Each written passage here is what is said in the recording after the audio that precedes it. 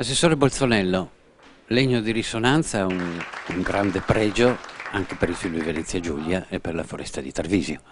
Sì, è stato, non dico un gioco, però un qualcosa di veramente straordinario vedere la battuta d'asta per quanto riguarda questi abeti rossi della foresta di Tarvisio e sapere che questo è un legno fra i più pregiati da dove usciranno dei straordinari strumenti musicali. Allora, oggi è servita semplicemente per dare anche un senso a quello che è l'enorme potenziale del bosco del Friuli Venezia Giulia, della foresta della Val Canale in particolare, e sapere che attorno a tutta la foresta, al bosco, alla filiera del legno ci sono anche delle altre opportunità e quella del legno di risonanza è una di queste.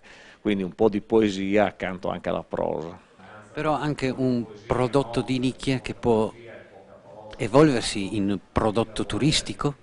Assolutamente sì, perché poi l'altra parte è proprio quella di avere il legno di risonanza anche come un momento di attrattività da un punto di vista turistico. Il legno di risonanza è sicuramente qualcosa di, come dire, attrattivo agli occhi dei più, no? E quindi bene, è stata una bella esperienza, la ripeteremo e daremo ancora più contenuti.